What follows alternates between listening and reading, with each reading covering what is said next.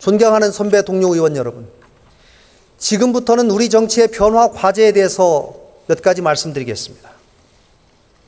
최근 5당 원내대표와 청와대 회동에서 문재인 대통령께서 선거제도 개혁에 대해 대표성과 비례성이 강화되는 선거제도로 이 개혁을 적극 지지한다라고 공개 발언하신 것에 대해서 높게 평가합니다. 또 원내 교섭단체 대표연설에서 이해찬 더불어민주당 대표님, 또 김성태 자유한국당 원내대표께서 선거제도 개혁에 대해서 적극적 의지를 밝힌 점도 환영합니다.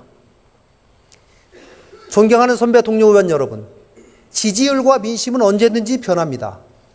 또 변화의 바람이 불면 그것이 태풍이 된다는 점을 이 자리에 계신 의원님들은 여러 번 체험하셨을 겁니다. 21대 총선을 앞두고 올해가 선거제도 개편의 적기라고 하는 것 여러분 잘 알고 계실 겁니다. 두 당의 대표께서 이미 선거제도 개편에 긍정적인 의사를 표현한 만큼 이제는 즉각적으로 정치개혁 특위에서 본격적인 논의를 해야 합니다.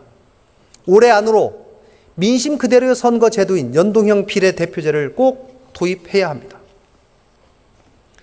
존경하는 선배 동료 의원 여러분, 개헌도 올해 안으로 반드시 이뤄내야 합니다. 개헌 문제에 관하여 문재인 대통령과 정부 여당은 회피하지 마시고 책임 있는 분명한 답을 내놓아야 합니다. 문 대통령께서 역사에 남는 대통령이 될 것인지 이 정권만의 대통령이 될 것인지 결단하셔야 합니다.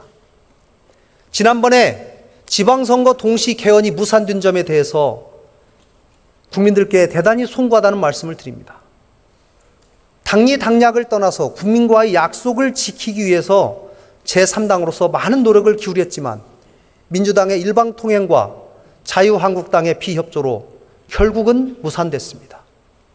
이 문제에 대해서는 당초 약속과 달리 지방선거 동시 개헌 반대 입장을 취하고 개헌에 사실상 반대를 해온 자유한국당이 국민들께 먼저 사과해야 합니다.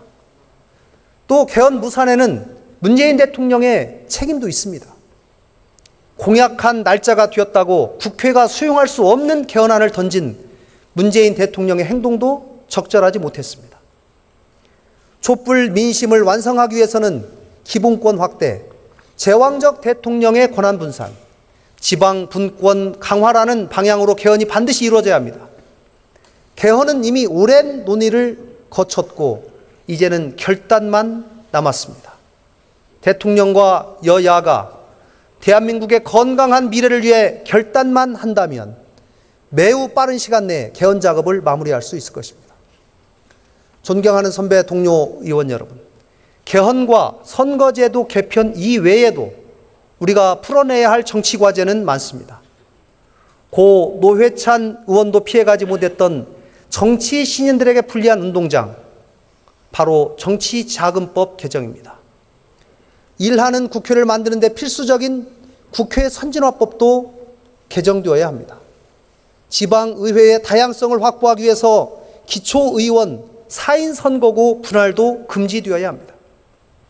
국민들의 참정권 확대를 위한 국민 발안 청원 제도 개선, 국회의원에 대한 국회 소환 제도도 도입되어야 합니다. 정치인에 대한 가장 큰 불신은 권력을 가진 자들의 염치 없음일지도 모릅니다. 우리 모두 부끄럽지 않은 정치인이 되기 위해서 20대 국회에서 개헌과 선거제도 개혁을 비롯한 여러 정치 개혁 과제들을 반드시 매듭짓도록 최선을 다합시다.